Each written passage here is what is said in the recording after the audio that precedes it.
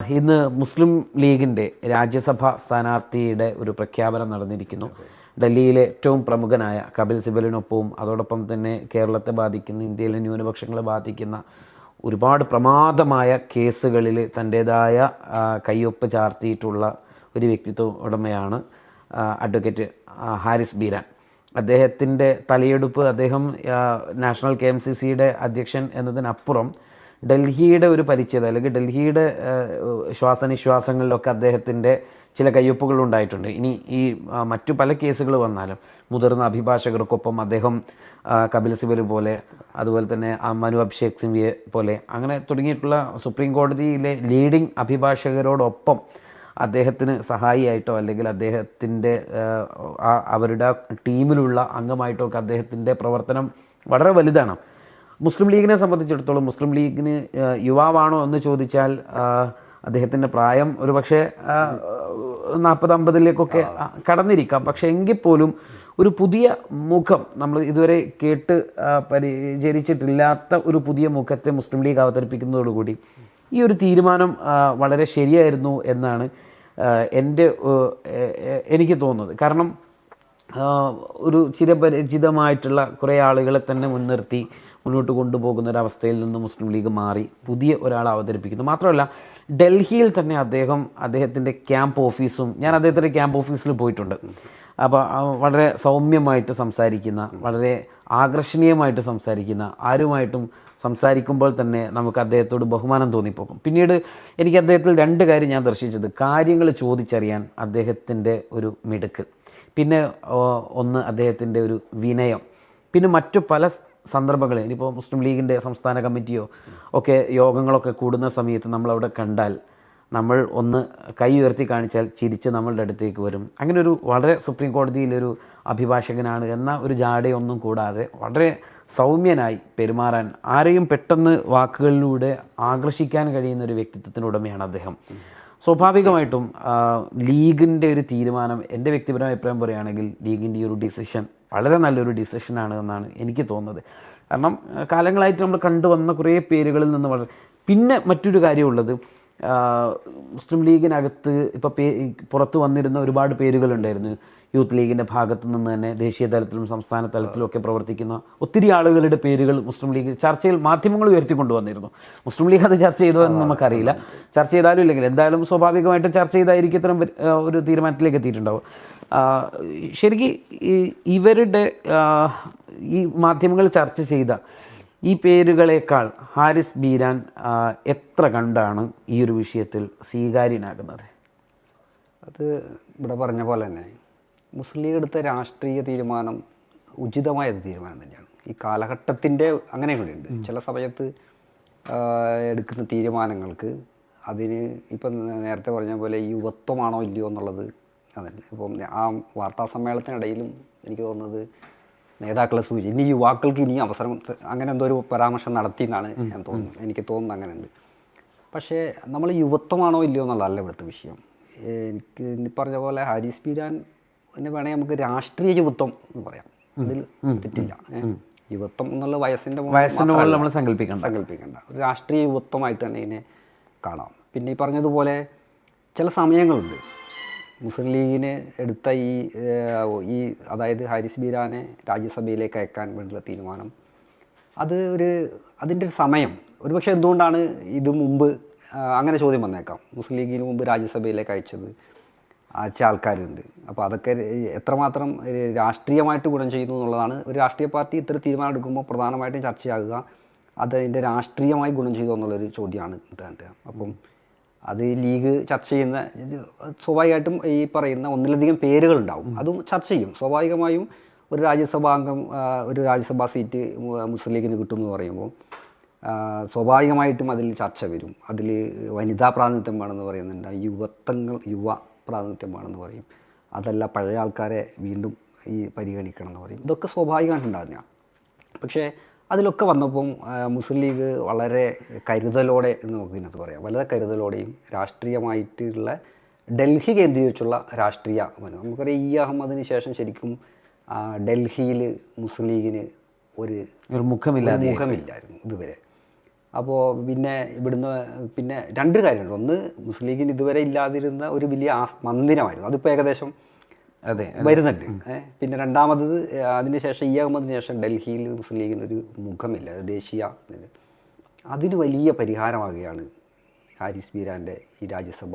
പക്ഷെ നമ്മൾ ഇങ്ങനെ ഒരു ഈ അഹമ്മദിന് ശേഷം ഡൽഹിയിലൊരു മുഖമില്ല എന്ന് പറയുമ്പോൾ ഇ ടി മുഹമ്മദ് ബഷീറിനെ പോലെയുള്ള തലയെടുപ്പുള്ള ആളുകൾ അവിടെ തന്നെ വളരെ കൃത്യമായിട്ട് പ്രവർത്തിച്ച് അതിൻ്റെ ഒരു എക്സ്പ്ലനേഷൻ കൂടി ആവശ്യം ഉണ്ടാവുമെന്ന് എനിക്ക് തോന്നുന്നു. അതെങ്ങനെയാണെന്ന് വെച്ച് കഴിഞ്ഞാൽ അത് കേരളത്തിൽ നിന്ന് അവർ, ഞാൻ പറയുന്നത് അവിടെ ക്യാമ്പ് നേരത്തെ ക്യാമ്പ് ചെയ്ത് അങ്ങനെയാണ് ഉദ്ദേശിച്ചത്. അതായത് അവിടെ ക്യാമ്പ് ചെയ്തിട്ട് സജീവമായി ഡൽഹി രാഷ്ട്രീയത്തിൽ ഇടപെട്ട് അതിന് ഒരു ദേശീയ മുഖം പോലെ പ്രവർത്തിക്കുന്നു. അതിനു വേണ്ടി അതിന് ശേഷം ഇപ്പം ഇ ടിൻ്റെ ആണെങ്കിലും അല്ലെങ്കിൽ അങ്ങനെ കുഞ്ഞാലിക്കുട്ടി ഇവരൊക്കെ ഉണ്ട്, ദേശീയ രാഷ്ട്രീയത്തിലൊക്കെ ഉണ്ട്, ഡൽഹിയിൽ പോകുന്നുണ്ട്.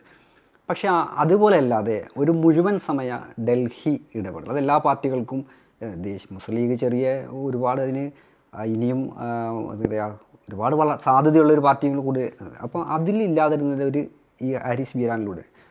പിന്നെ നമുക്കറിയാം ഇന്നും ഒരുണ്ട്, ഇന്നിപ്പോൾ MSF കൊടുത്തൊരു കേസുണ്ട്, സുപ്രീം കോടതി ഇന്ന് MSF സമീപിച്ചിട്ടുണ്ട് നീറ്റ് പരീക്ഷ സംബന്ധിച്ചിട്ട്, അത് അതിൻ്റെ ക്രമക്കേട് സംബന്ധിച്ചിട്ടില്ല. അപ്പോൾ അതിലും ഹാരിസ് ബീരാൻ മുഖേനയാണ് പോയിട്ട്. അപ്പോൾ നമ്മളിപ്പോൾ കാലഘട്ടം ആവശ്യപ്പെടുന്നപ്പോൾ മുസ്ലിം ലീഗിന് ഇപ്പോൾ ഒരുപാട് പരിമിതികളുണ്ട്. ഒരു ദേശീയ തലത്തിൽ ഒരു വിഷയം ഉണ്ടായിക്കഴിഞ്ഞാൽ പ്രക്ഷോഭം നടത്താൻ മുസ്ലിം ലീഗിന് ഒരുപാട് പരിമിതിയുണ്ട്.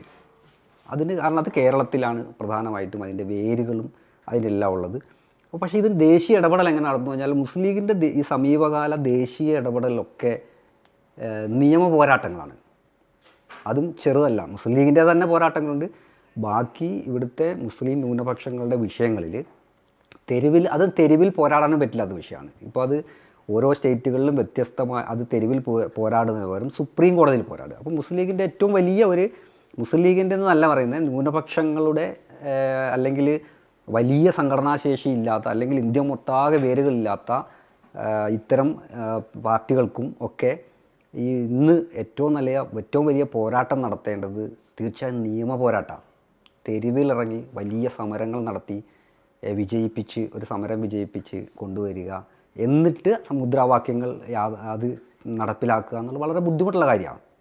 പക്ഷേ ഏറ്റവും നല്ലത് നിയമ പോരാട്ടത്തിലൂടെ നേടിയെടുക്കാൻ കഴിയും.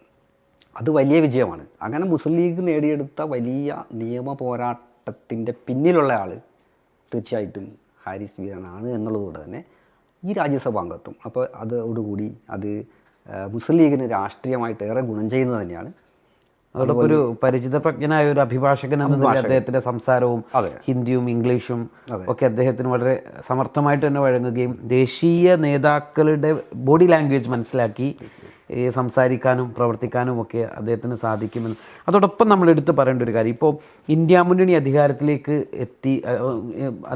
എത്തുമെന്ന് തോന്നിപ്പിക്കുന്ന രീതിയിൽ അല്ലെങ്കിൽ ഒരു വലിയ ശക്തിയായിട്ട് ഇന്ത്യ മുന്നണി നിലയുറപ്പിച്ചു.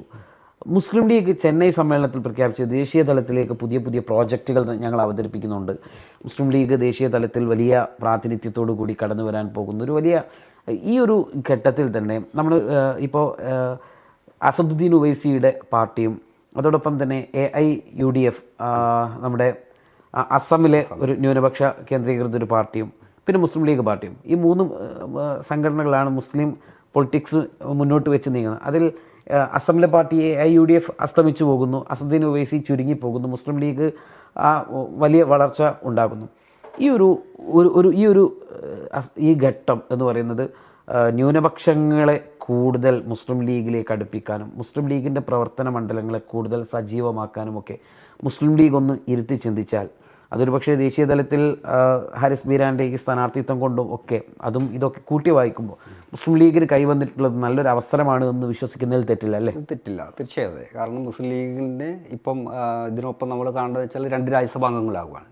അത് വർഷങ്ങൾക്ക് ശേഷം, എനിക്ക് തോന്നുന്നു 28 വർഷം അത്രയും. അതിനുശേഷമാണ് ഇപ്പം 2 രാജ്യസഭാ അംഗങ്ങൾ. പിന്നെ ലോക്സഭാ അംഗങ്ങൾ നിലവിലുള്ള 5 പേരിലേക്ക് എത്തുകയാണ്. അപ്പോൾ അത് 5 പേര് എന്ന് 5 MP-മാർ എന്ന് പറയുന്നത് വലിയൊരു സംഖ്യ തന്നെയാണ്. ഇന്നത്തെ പ്രത്യേകിച്ച് നമ്മളപ്പുറം നോക്കുക, അപ്പുറം ഇപ്പോൾ ഇന്ത്യ സഖ്യം അല്ല, അപ്പുറം NDA സഖ്യത്തിൽ 3 രാഷ്ട്രീയ പാർട്ടി എടുത്ത ബാക്കിയെല്ലാം 1, 2, 3 അംഗങ്ങൾ വെച്ചിട്ട് പോകുന്നതാണ്. അപ്പോൾ ആ രീതിയിലുള്ളതാണ് ഭരണപക്ഷത്തുള്ളത്. പ്രതിപക്ഷത്തുള്ളത് പിന്നെ കുറച്ചും കൂടെ വലിയ പാർട്ടികളൊക്കെ ഉണ്ട്. അപ്പം വളരെ എനിക്ക് തോന്നുന്നത് ഏറ്റവും അതിൻ്റെ സമീപകാലത്ത് ഒരു വലിയ ശക്തിയായിട്ട് തന്നെ നമ്മുടെ മുസ്ലിം ലീഗ് വരുന്ന സമയത്താണ് ഈ ഹാരിസ് ബീരാനെ പോലുള്ള നിയമപരമായ അറിവും അത് ഒക്കെയുള്ള ആൾക്ക് സജീവ രാഷ്ട്രീയത്തിൽ നേരത്തെ ഹാരിസ് ബീരാൻ MSF മുതലുള്ള രാഷ്ട്രീയം അതിൻ്റെ ഒരു രാഷ്ട്രീയതുണ്ട്. പിന്നെ അദ്ദേഹത്തിൻ്റെ സഹോദരൻ മന്ത്രിയായിരുന്നു. പിന്നെ തൊഴിൽപരമായതിൽ ഡൽഹിയിലേക്ക് പോയി സുപ്രീം കോടതിയെ ബന്ധപ്പെട്ടു പ്രവർത്തിക്കുന്നു. ആ സമയത്ത് പോലും മുസ്ലിം ലീഗിൻ്റെ സംഘടനാ സംവിധാനവും അല്ലെങ്കിൽ KMCC പോലുള്ളതിൽ സജീവമായി പ്രവർത്തിക്കുകയും സംഘടനാ പ്രവർത്തനം നടത്തുകയും ചെയ്ത ഒരാൾ. അപ്പം സ്വാഭാവികമായും മുസ്ലിം ലീഗ് കാലം ആവശ്യപ്പെട്ട ഒരു തീരുമാനം തന്നെയാണ് ഈ ഹാരിസ് ബീരാൻ്റെ കാര്യത്തിൽ എടുത്തത്, അല്ലെങ്കിൽ പുതിയ രാജ്യസഭാ അംഗത്തിൻ്റെ പേര് നിർദ്ദേശിച്ചതാണ് എനിക്ക് തോന്നുന്നത്. ഏതായാലും അതുവഴി മുസ്ലിം ലീഗിൻ്റെ ദേശീയ തലത്തിലേക്കുള്ള ചെന്നൈ സമ്മേളനത്തിൻ്റെ തുടർ നടപടിക്രമങ്ങൾക്ക് ആക്കം കൂടും എന്നും തന്നെയാണ് നമ്മൾ വിശ്വസിക്കുന്നത്. ഈ തത്സമയ സംപ്രേഷണം ഇവിടെ പൂർണ്ണമാകുന്നു.